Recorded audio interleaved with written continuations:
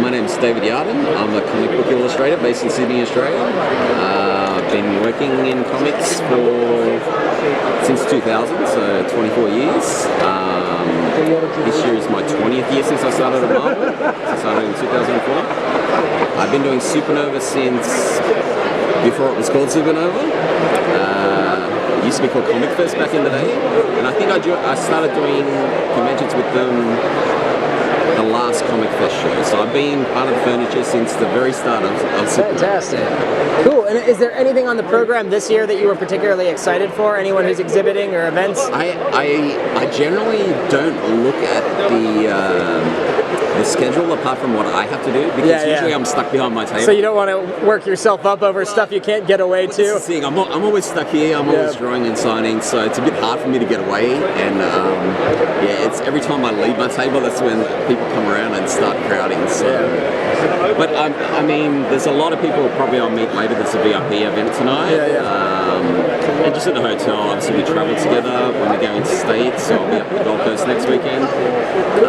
But we get to meet the other creators and guests outside of the venue as well. So that's good. And from your booth today, what's the best cosplay you've seen so far? Cosplay? Not too sure. I mean, there's been a lot of good ones. I see a lot of cool costumes, a lot of just cool T-shirts as well. I just saw one where it had the face-off of John Travolta and Nicolas Cage. Oh yeah, that was hilarious. I saw those guys. Nicolas Cage's name and the vice versa with Nicolas Cage's face and John Travolta. I don't know. There's a cool Catwoman I think before. There's a lot of cool anime ones around. There's some I don't even know what their names are, but they look like awesome, impressive pieces of work. Exactly. Yeah, there's a lot of. My ex used to be a costume maker, and I know the amount of time and effort that goes into just making a single costume. So, and a lot of these are fan-made, maybe by people not as professionally experienced, but some of them are amazing. Sometimes they're better than the movie version. There's some impressive stuff out there.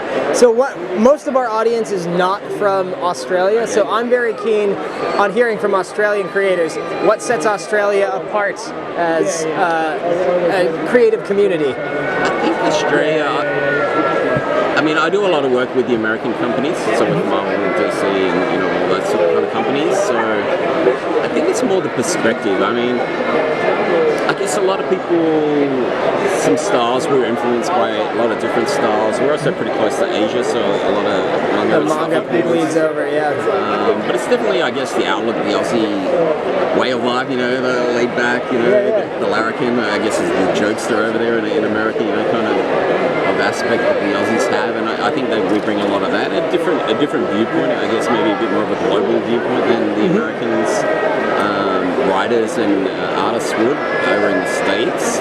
Less unilateral in its viewpoint, for sure. I know you've got people piling up, so just one final thing, is there anything you'd like to share that you'd like our audience to know that you've been working on? Anything new that you've got? That I can talk about? I've just got a bunch of Marvel covers. I'm doing a lot of different Marvel, for a lot of the different offices, from the X-Men stuff to the Spider-Man office to, you'll see my work. Fantastic, David. Thank you very much.